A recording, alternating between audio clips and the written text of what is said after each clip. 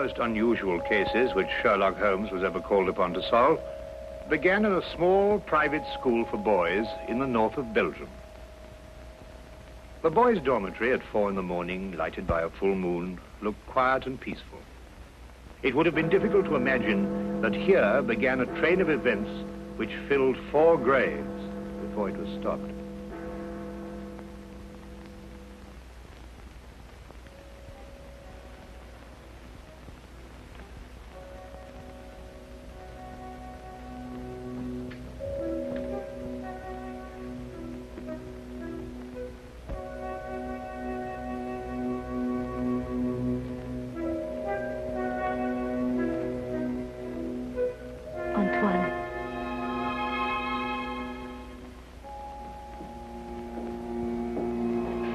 Antoine.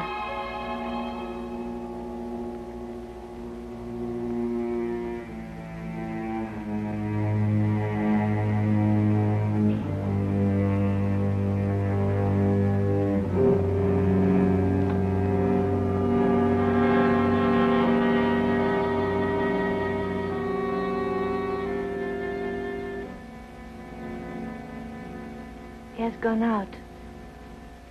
Didn't you try to stop him? I called his name. Either he did not hear or pretended not to. I was afraid to startle him.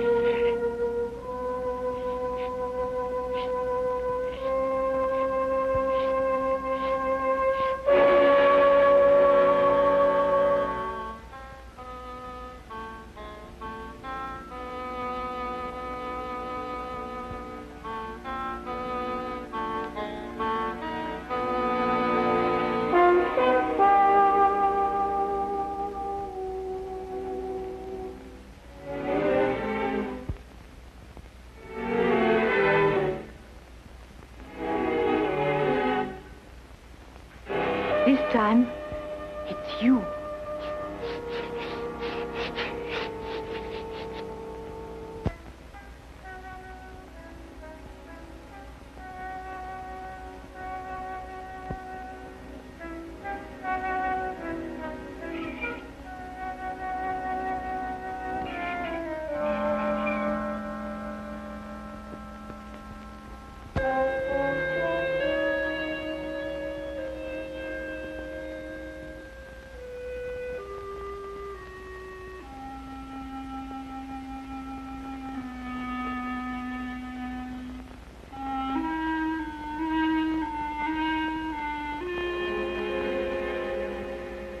Caroline, is there nothing wrong?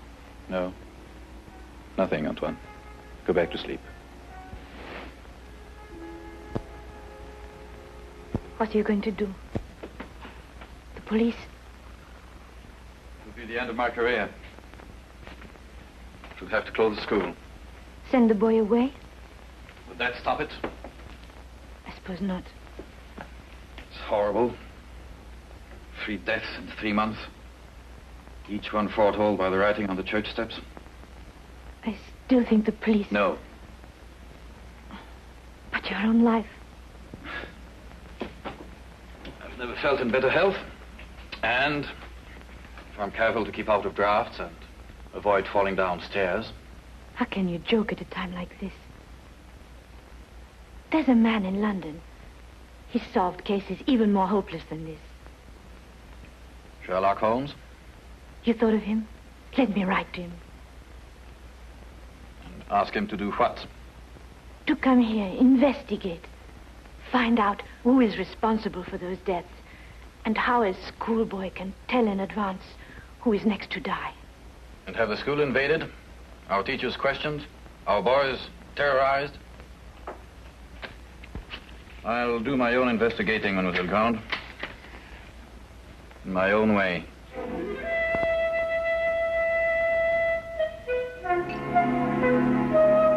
Some weeks later, a letter arrived at Baker Street.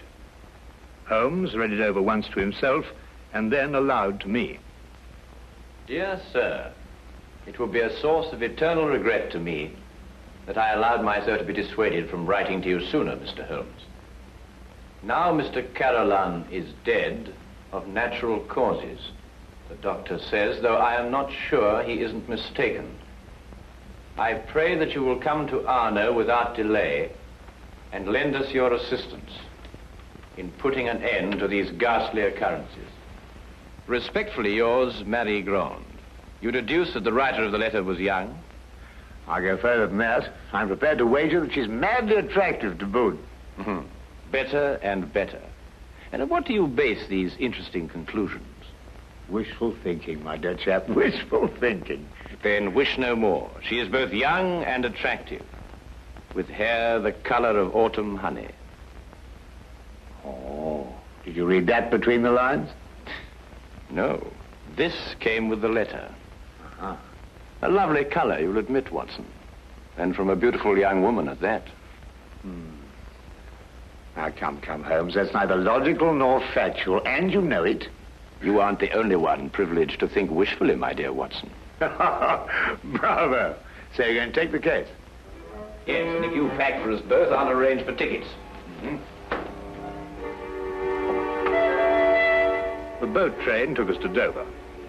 By mid-morning the following day, Holmes and I were sitting in the headmaster's study at the Arno School in the presence of Mademoiselle Marie Grande, who was indeed extremely attractive, with hair the exact shade of autumn honey.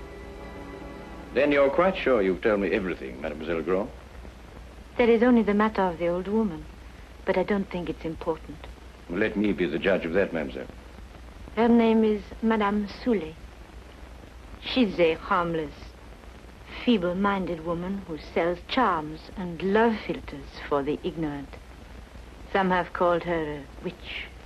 I see. And what is her part in this affair? She admits she went to see those whose names were written on the church steps and offered to sell them some charms against the evil omen. That's most interesting. Did any of the other victims purchase these charms? I can only speak for Monsieur Carolin. He did not. And what about the others? Were they persons of wealth? No. Two were quite poor. The third one moderately well off. We have no really wealthy people here in Arno, Mr. Holmes. Except, of course, the Count de Passevant. You know the Count? No, indeed. I only happened to pass a carriage on the way boasting his coat of arms. However, I should like to have a word with this Madame Soulet, if that can be arranged. You have only to go to her house. It's on the edge of town, on the North Road.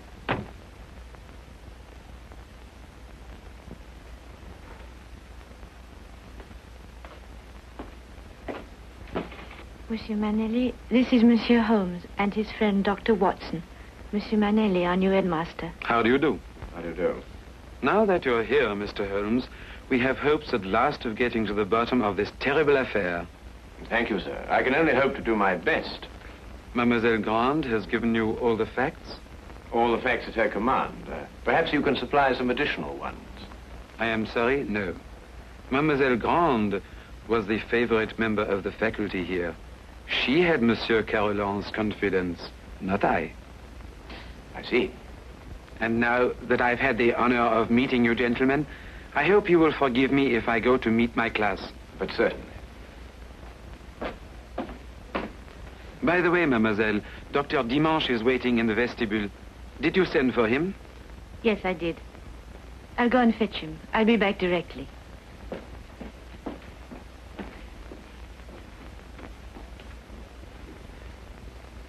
But the boy, Holmes, the boy, you haven't asked to see the boy. The boy can wait, Watson. Yes, but why? Surely he's the most significant part of it. No. Because he did the writing on the church steps. Why, yes. Well, I suppose in that case you'd say that the chalk also had significance. No, that was just an instrument. Precisely, my dear Watson. Precisely.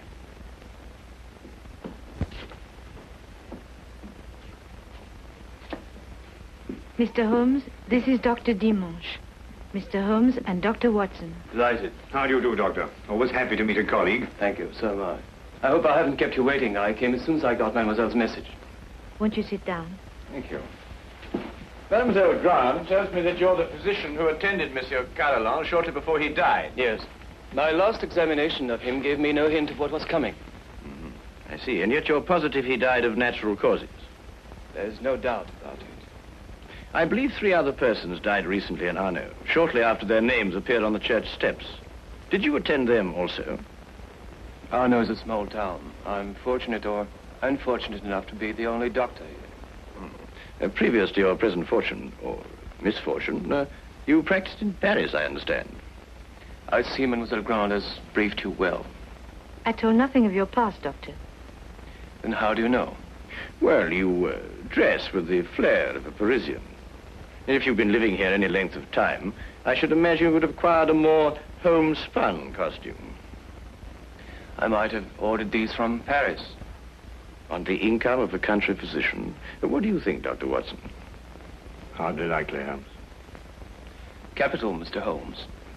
Your powers of deduction have not been overrated. But you didn't ask me here to discuss my clothes or my income. How can I help you? Dr. Dimanche, of what exactly did Monsieur Carolan die? Heart failure. Were you carried out a post-mortem? There's no need. The signs were obvious. I see. And you saw nothing suspicious, either in the case of Monsieur Carolan or of the other victims? Not one thing, Mr. Holmes. That's interesting. Perhaps you'd care to put forward a theory of your own as to the connection between the prophecies and the deaths. I have no theory. The explanation lies either in the most extraordinary combination of coincidences or in some sort of prevision on the part of the boy, Antoine. Do you believe in prevision or telepathy? Years ago, my professor at Salpêtrière did suggest there might be something in it. For myself, I don't know. I neither affirm nor deny. Then I believe you can tell me nothing more for the present, Dr. Dimanche. Don't hesitate to call on me again. Now I must go back to my surgery. I may have a patient waiting.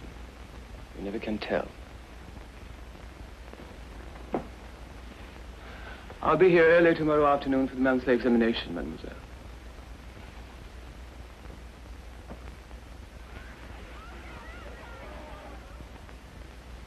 Dr. Dimanche examines your pupils every month, then, mademoiselle? Yes. The health of our pupils is of the greatest concern to us. And so it should be, Mademoiselle Grant. And so it should be. You know, it's an extraordinary thing, the odd and assorted illnesses that crop up in a boys' school. Vous devriez être en classe à cette heure au lieu de courir dans les couloirs.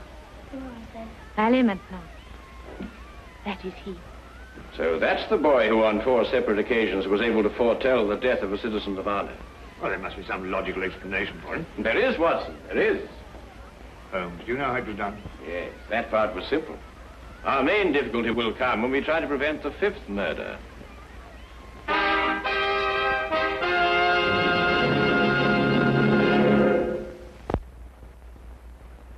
Turn to the case of the deadly prophecy. The church on whose steps the deadly prophecies were written stood less than 100 yards from the school. I had supposed that Holmes, with his usual attention to detail, would want to examine it thoroughly, but once again he surprised me. He did not stop. And I had a fair guess that perhaps he wanted to have a little talk with a certain Madame Soulet. Come in. Madame Soulet? Come in, come in. I was expecting you. I thought you would be. Sit down. Thank you. Do you know why I've come to see you? For help, naturally. Score one to her, Holmes. Let's call it information. Trifling bits of information such as how came the boy by his deadly prophecies? Whose hand was it made them come true? Suppose we start with a bit even more trifling. You offered charms to the victims. But how did you know who they were before they were struck down? There were no announcements made. If the Englishman will cross my palm with English gold, You'll tell me? I will give the Englishman a filter, warranted to make him see so clearly and think so lucidly that all mysteries will be revealed to him. Each is as potent as the belief of the one who buys and uses it. If those four had bought instead of turning me away, who knows? But they did turn you away. And now all are dead. May I sell you a filter, sir? It will guard you against harm. Come, Watson.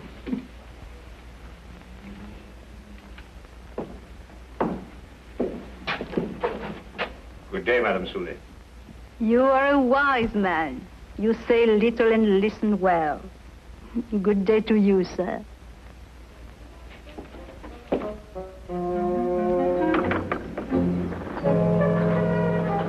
Filters, bosh. We might be living in the Middle Ages. Not the Middle Ages, Watson, merely a small European village. Ah, Count Passavant, I believe. Oui, monsieur. How do you know?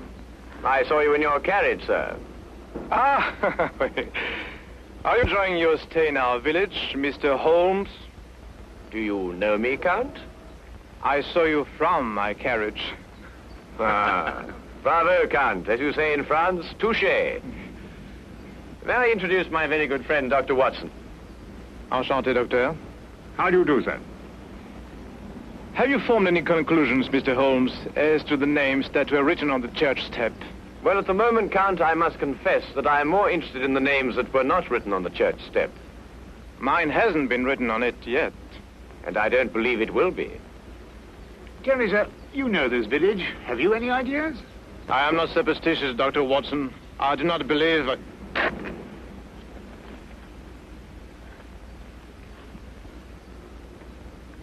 You're not superstitious, Count? Madame Soulet's filter, at least, can do no harm. Good day, monsieur. Good day. There were a few points about this case which Holmes thought could best be cleared up in Paris. He had asked me to go alone, as the following night there would be a full moon, and he wanted to stay in Arno to be on hand, just in case.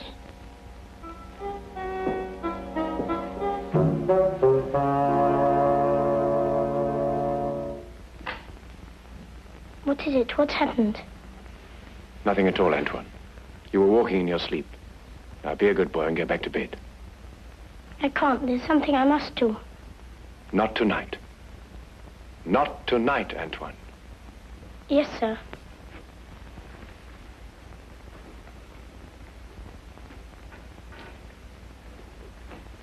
What does it mean? It means that nothing further will happen tonight. Sleep well, Mademoiselle Grand.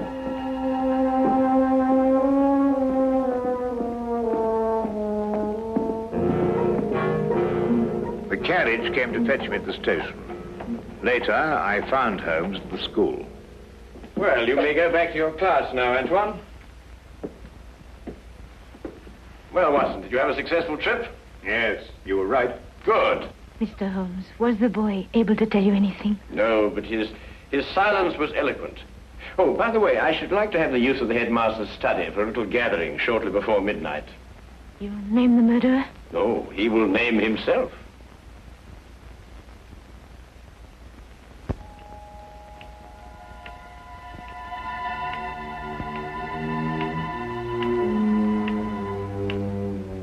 It's almost midnight, Mr. Holmes. Must we wait much longer? good evening, Count. I think you all know Count Passavant. Count, you met Dr. Watson in front of Madame Soulet's cottage. Would you be so good as to take that chair, Count?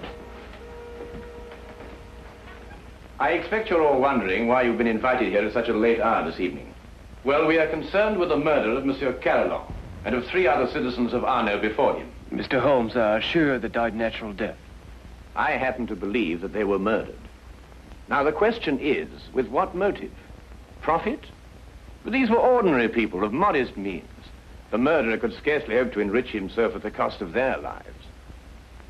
Now, a thought occurred to me, and I decided to go and see Count Passavant and ask him if his life had been threatened too. It has been. And this is the feature of the case that most intrigues me. Blackmail has often been the prelude to murder, but here, for the first time, murder became the prelude to blackmail. What was demanded of you, Count? 100,000 francs. And if you didn't pay? My name was next to appear on the church tips. So you see, extortion was the motive from the first. And to that end, an atmosphere of terror was built up by means of 4 successive murders. It would take a man of superhuman courage to resist. But, Mr. Holmes, the names were written by one of our pupils. What possible connection could an 8-year-old boy have with such a scheme? Yes, Antoine. Just an unwitting tool. Of whom? The blackmailer must be someone who could have poisoned 4 people. Don't distress yourself, Madame Soulet. The killer meant suspicion to fall on you. But a person of your simple habits wouldn't play so dangerous a game. No. There is a suspect close at hand, who not only had an expert knowledge of poisons, but to whom the boy has been far more accessible.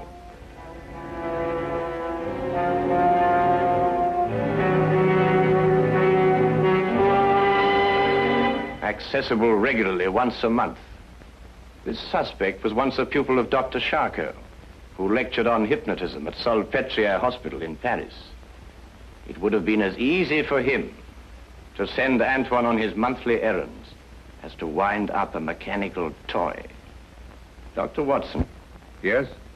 Yesterday in Paris, you made certain inquiries into the character and education of this suspect. What did you discover? I discovered that he was a spendthrift and a wastrel who had quit Paris in order to escape his creditors. It's a lie. Calm yourself, Dr. Dimanche. I, too, have dabbled in hypnotism. This morning, Antoine and I had a little talk. I suggested that he come down here at midnight and point out the person who instructed him to write on the church steps. The person he was instructed not to remember when out of the hypnotic trance. It lacks but 1 minute to 12 now.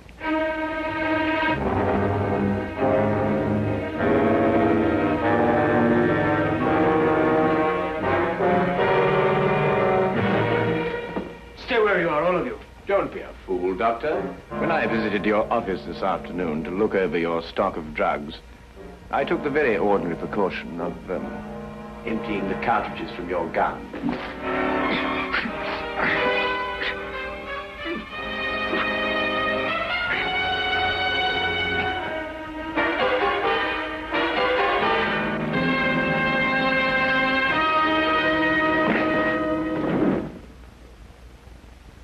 Should we wait for the boy to make the identification, Mr. Holmes? Mademoiselle, Mr. Holmes's deductions are always completely truthful and completely accurate. But the methods by which he achieves these ends are not always so straightforward. He said that he'd hypnotized the little boy to have him come here tonight at midnight. How did you know it was a bluff? You also said that the gun was unloaded. Oh,